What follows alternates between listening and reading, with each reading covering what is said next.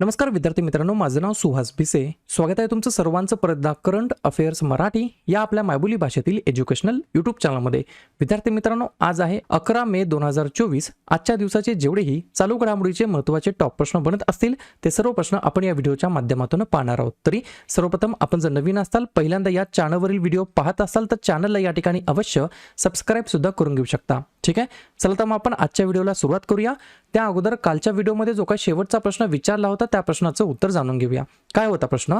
नक्षत्र सभा नावाने खगोल पर्यटन कोणत्या राज्याने सुरू केलेलं आहे? तर बऱ्याच विद्यार्थी मित्रांनी अगदी योग्य उत्तर टाईप करून सांगितलं आहे. पर्याय क्रमांक डी, उत्तराखंड हे या प्रश्नाचं योग्य उत्तर असणार आहे. तर उत्तराखंड राज्य सरकारचे जे काही पर्यटन डिपार्टमेंट असतं, टुरिझम डिपार्टमेंट असतं, त्यांनी काय केलेलं आहे? खगोल पर्यटन या ठिकाणी सुरू केलेलं आहे, ज्याचं नाव नक्षत्र सभा असं त्याचं नाव या ठिकाणी ठेवण्यात आलेलं आहे. क्लिअर? आता पाहूया विद्यार्थी मित्रांनो प्रश्न क्रमांक पहिला. टोटल संपूर्ण व्हिडिओमध्ये 12 प्रश्न असतील. सुरुवातीपासून शेवटपर्यंत व्हिडिओ काळजीपूर्वक पहा. एक एक प्रश्न महत्त्वाचा आहे, तुम्ही कोणत्याही एक्झामची तयारी करा. प्रश्न क्रमांक पहिला काय म्हणतो? नॅशनल टेक्नॉलॉजी डे म्हणजेच राष्ट्रीय तंत्रज्ञान दिवस दरवर्षी केव्हा साजरा करण्यात येत असतो? तर प्रश्न क्रमांक पहिल्याचं योग्य उत्तर आहे पर्याय क्रमांक डी, आजच्याच दिवशी 11 मेला दरवर्षी विद्यार्थी मित्रांनो आपण राष्ट्रीय तंत्रज्ञान दिवस म्हणजेच नॅशनल टेक्नॉलॉजी डे म्हणून आपण सेलिब्रेट करत असतो. जर तुम्हाला असं विचारलं 2024 ची थीम काय आहे, विषय काय आहे, तर लिहून घ्या, from schools to startups igniting young minds to innovate. अशा प्रकारची थीम आहे 2024 साठी. ठीक आहे, प्रश्न कशा संदर्भात आहे? महत्त्वाच्या दिवसाबद्दल. तर लगेच काय करूया, मे महिन्यातील जेवढेही महत्त्वाचे दिवस आहेत त्याच्यावरती आपण एकदा रिव्हिजन टाकूया. जसं की 1 मेला 3 दिवस असतात. आंतरराष्ट्रीय कामगार दिवस, महाराष्ट्र तसेच गुजरात राज्याचा राज्य दिवस आणि उज्ज्वला दिवस. 2 मे जागतिक टुना मासा दिवस. 3 मे जागतिक पत्रकार स्वातंत्र्य दिवस. 4 मे कोळसा खाण कामगार दिवस. 7 मे जागतिक ॲथलेटिक्स दिवस आणि जागतिक दमा दिवस. जागतिक दमा दिवस असतो मे महिन्याच्या पहिल्या मंगळवारी. 8 मे जागतिक रेड क्रॉस दिवस. 11 मे राष्ट्रीय तंत्रज्ञान दिवस. 12 मे आंतरराष्ट्रीय परिचारिका दिवस. 14 मे जागतिक स्थलांतरित दिवस. 15 मे कुटुंबाचा आंतरराष्ट्रीय दिवस. 17 मे जागतिक दूरसंचार दिवस आणि जागतिक उच्च रक्तदाब दिवस. 18 मे जागतिक एड्स लस दिवस, आंतरराष्ट्रीय संग्रहालय दिवस आणि मे महिन्याच्या 3ऱ्या शनिवारी म्हणजेच 18 मेला यावर्षी आहे सशस्त्र सेना दिवस. त्यानंतर 21 मे दहशतवाद विरोधी दिवस. 22 मे जैविक विविधतेसाठी आंतरराष्ट्रीय दिवस आणि 31 मे तंबाखू विरोधी दिवस आणि पुण्यश्लोक अहिल्याबाई होळकर यांची जयंती. क्लिअर? पुढचा प्रश्न, प्रश्न क्रमांक दुसरा. भारतीय वंशाच्या सुनीता विल्यम्स यांना कितव्या वेळेस अंतराळामध्ये जाण्याची संधी मिळालेली आहे? 2 नंबरच्या प्रश्नाचं योग्य उत्तर आहे पर्याय क्रमांक सी, 3ऱ्या वेळेस. फॉर द 3rd टाइम ते या ठिकाणी कुठे जाणार आहेत? तर स्पेसमध्ये जाणार आहेत, अंतराळात जाणार आहेत. बरोबर? तर याच्याबद्दल काही महत्त्वाचे 7-8 पॉईंट्स आहेत ते लिहून घ्या. जसं की सुनीता विल्यम्स नासा आणि बोईंग यांनी संयुक्तपणे आयोजित केलेल्या CFT म्हणजेच क्रू फ्लाइट टेस्ट या मिशनचा एक भाग असणार आहेत. बोईंग कंपनीच्या स्टार लायनर अंतराळ यानद्वारे हे वरती जाणार आहे. परंतु 6 मेला काय झालं, या ठिकाणी टेक्निकल प्रॉब्लेम असल्यामुळे हे जे काही मिशन आहे ते तात्पुरतं या ठिकाणी टेम्पररी या ठिकाणी कॅन्सल करण्यात आलेलं आहे. मग आतापर्यंत 2 वेळेस गेलेले आहेत सुनीता विल्यम्स कुठे? अंतराळामध्ये. पहिल्या वेळेस कधी गेले? 2006 मध्ये आणि दुसऱ्या वेळेस कधी गेले? 2012 मध्ये. आता एक्स्ट्रा पॉईंट लिहून घ्या. एक्स्ट्रा पॉईंट अत्यंत महत्त्वाचे आहेत, ऑलरेडी कुठल्या ना कुठल्या एक्झामला विचारलेले आहेत. जसं की आतापर्यंत 3 भारतीय महिला आहेत ज्या अंतराळामध्ये गेलेल्या आहेत. कोणकोणत्या? कल्पना चावला, सुनीता विल्यम्स आणि शिरीषा बांदला. ठीक आहे, एक्स्ट्रा पॉईंट लिहून घ्या. चंद्रावरती जाणारी पहिली महिला आहे क्रिस्टिना कोच. चंद्रावरती जाणारा पहिला भारतीय व्यक्ती आहे राकेश शर्मा. अंतराळामध्ये जाणारा पहिला उपग्रह आहे स्पुतनिक 1. अंतराळामध्ये जाणारा पहिला भारतीय उपग्रह आहे आर्यभट्ट आणि चंद्रावर चालणारी पहिली व्यक्तीचं नाव आहे नील आर्मस्ट्रॉंग. या गोष्टी अत्यंत महत्त्वाच्या आहेत. पुढचा प्रश्न, प्रश्न क्रमांक 3. 2022 मध्ये कोणत्या देशाला USD म्हणजेच 111 बिलियन USD डॉलरपेक्षा जास्त प्राप्त झाल्याचा या ठिकाणी अंदाज आहे? रेमिटन्स. या ठिकाणी एक शब्द असतो रेमिटन्स. रेमिटन्स म्हणजे काय? म्हणजेच आपल्या भारतातील काही व्यक्ती आहेत जे फॉरेनला जाऊन या ठिकाणी काम करतात, वर्क करतात आणि डॉलरमध्ये या ठिकाणी पैसे कमवतात आणि ते परत या ठिकाणी भारतामध्ये आपल्या घरच्या व्यक्तींना सेंड करतात. याला काय म्हणणं की भारतातील व्यक्ती फॉरेनमध्ये जातात, डॉलरमध्ये पैसे कमवतात आणि ते भारतामध्ये पाठवतात. मग हे काय झालं, या ठिकाणी जास्तीत जास्त व्हॅल्यू क्रिएट होईल, जास्तीत जास्त पैसे फॉरेनमध्ये कमवून आपल्या भारतात येत आहेत. याला रेमिटन्स असं या शब्दाने ओळखलं जातं. ठीक आहे. तर बाकी सगळ्या देशांना जर कम्पेअर केलं तर भारतामध्ये हा जो काही रेमिटन्सचा प्रकार आहे तो सगळ्यात जास्त आहे इतर राष्ट्रांना कम्पेअर केलं तर.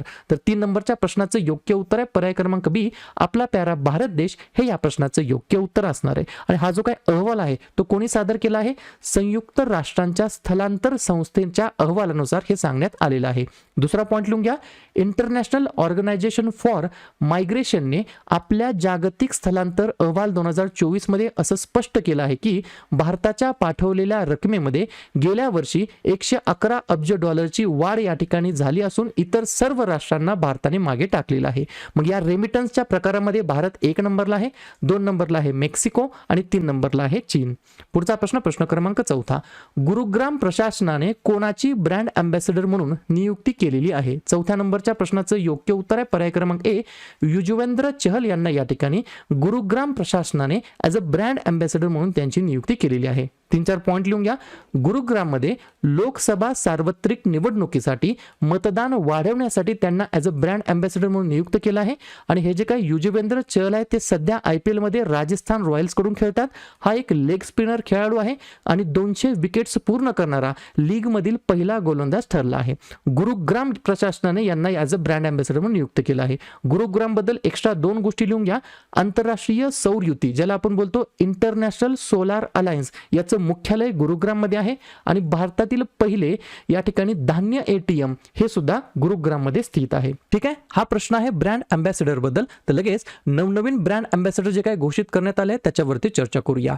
युनिसेफचे ब्रँड अँबॅसेडर बनले आहेत करीना कपूर, स्पेस इंडियाचे बनले आहेत संजना सिंग, स्वराज ट्रॅक्टर, लेस, SBI, सिट्रॉन इंडियाचे या ठिकाणी ब्रँड अँबॅसेडर बनले आहेत MS धोनी, निवडणूक आयोगाचे राष्ट्रीय आयकॉन बनले सचिन तेंडुलकर, सॅव्हलॉन इंडियाचे सुद्धा सचिन तेंडुलकर आहेत, इन्फोसिसचे ब्रँड अँबॅसेडर आहेत इगा स्विटेक आणि राफेल नदाल, BPCLचे आहेत Rahul Dravid, ICC world cup 2023 चे होते SRK, गल्फ ऑइल इंडिया आणि गुवीचे आहेत स्मृती मंदाना, बोटचे आहेत रणवीर सिंग, बिस्लरीचे आहेत दीपिका पदुकोण, इव्हरडे म्हणजेच एव्हरीडे बॅटरी आणि BPCL स्पीड पेट्रोलचे आहेत नीरज चोप्रा आणि फिट इंडिया मुवमेंटचे आहेत नरेंद्र कुमार यादव.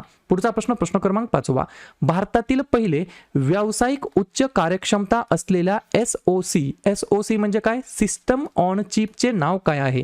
5व्या नंबरच्या प्रश्नाचं योग्य उत्तर आहे पर्याय क्रमांक डी, सेक्युअर IoT असं त्याचं नाव आहे. 2 पॉइंट लिहून घ्या, फॅबलेस सेमीकंडक्टर स्टार्टअप माइंड ग्रो टेक्नॉलॉजीजने हे भारतातील पहिली उच्च कार्यक्षमता असलेली SOC लॉन्च केलेली आहे आणि याला समर्थन कोणी दिलेलं आहे तर IIT मद्रास समर्थित हे स्टार्टअप आहे माइंड ग्रो टेक्नॉलॉजीज. आणि यांनी काय केलेलं आहे, भारतातील पहिलं व्यावसायिक उच्च कार्यक्षमता असलेलं SOC सिस्टम ऑन चिप या ठिकाणी लॉन्च केलं आहे ज्याचं नाव आहे सेक्युअर IoT. ठीक आहे. प्रथम घटनेबद्दल बोलण्यात आलं तर लगेच प्रथम घटनेवरती आपण चर्चा करूया.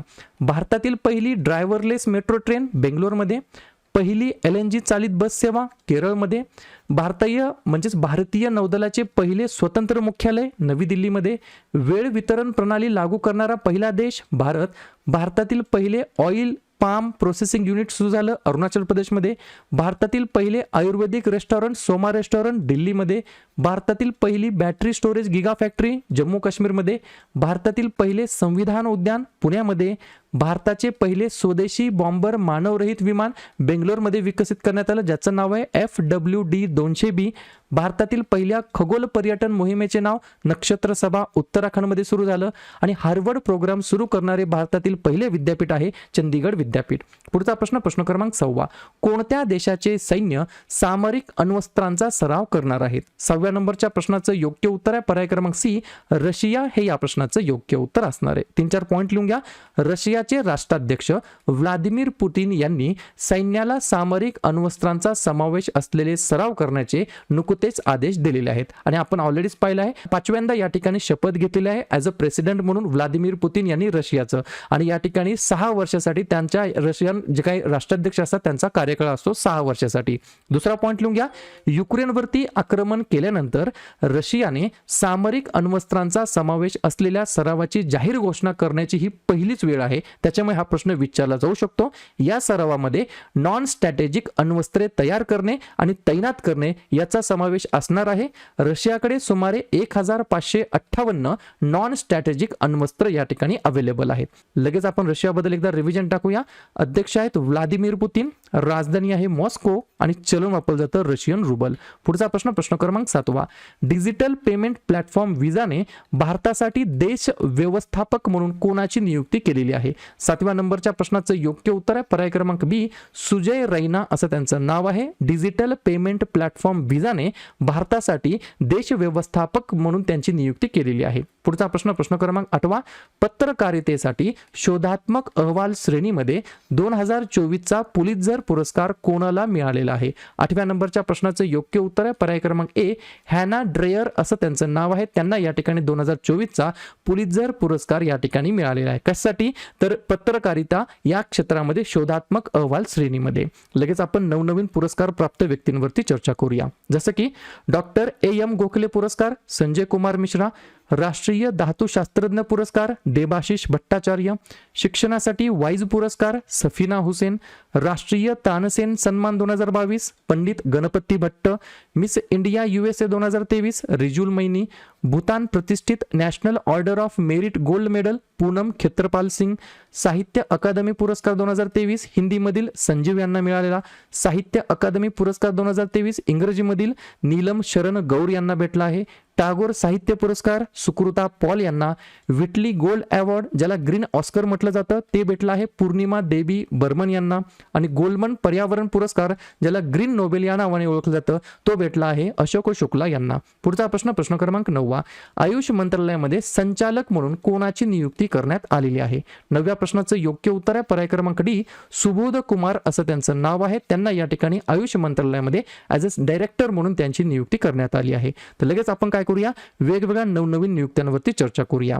भारतातील ब्रिटनची पहिली महिला उच्चायुक्त लिंडी कॅमेरून, आंतरराष्ट्रीय नार्कोटिक्स कंट्रोल बोर्डाचे सदस्य जगजीत पावडिया, पोस्ट विभागाचे सचिव वंदिता कौल, इंटेलिजन्स ब्युरोचे विशेष संचालक Sapna Tiwari, cotton corporation of India लिमिटेडचे मुख्य दक्षता अधिकारी निधी जैन, भारतीय लस उत्पादक असोसिएशनचे अध्यक्ष कृष्ण इला, नौदल प्रमुख दिनेश कुमार त्रिपाठी, नौदल उपप्रमुख कृष्णा स्वामीनाथन, आकाशवाणी वृत्ताचे महासंचालक मौसमी चक्रवर्ती, राष्ट्रीय जूट बोर्डाचे सचिव शशी भूषण सिंग, जीएसटी अपीलीय न्यायाधिकरणाचे अध्यक्ष संजय कुमार मिश्रा आणि आयुष मंत्रालयामध्ये संचालक म्हणून सुबोध कुमार यांची नियुक्ती झाली आहे.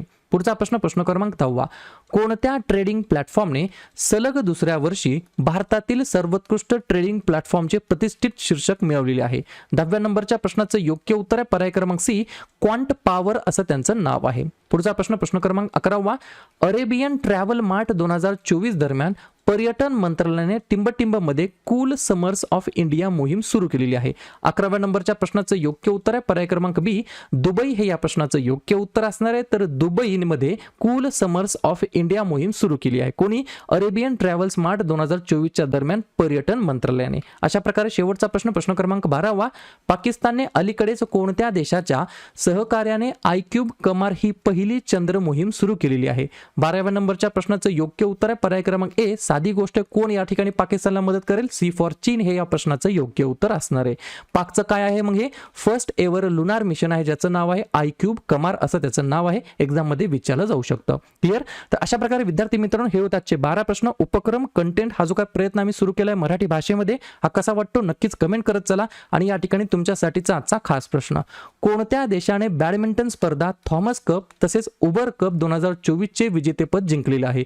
चीन, भारत, अमेरिका की ऑस्ट्रेलिया? तर ज्या पण विद्यार्थ्यांनी या प्रश्नाचं योग्य उत्तर येत असेल त्या प्रश्नाचं उत्तर तुम्ही कमेंट बॉक्समध्ये बिंदासपणे टाईप करून सांगा. या प्रश्नाचं उत्तर चुकू द्या, बरोबर येऊ द्या, काहीच हरकत नाही, परंतु ट्राय करणं, प्रयत्न करणं हे सर्वात जास्त महत्त्वाचं आहे. आणि दुसऱ्या दिवशी येऊन आपण दिलेल्या प्रश्नाचं उत्तर हे बरोबर आलं की चुकलं हे दुसऱ्या दिवशी येऊन चेक करणं, तपासणं हे देखील तितकंच जास्त महत्त्वाचं सुद्धा असणार आहे.